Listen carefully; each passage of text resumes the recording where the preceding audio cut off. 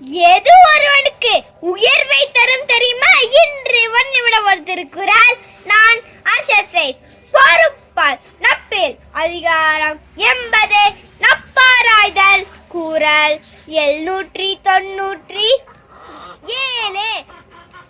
ஊதியம் என்பது ஒருவனுக்கு பேதையாட்கேண்மை ஒரீஇ விடல்.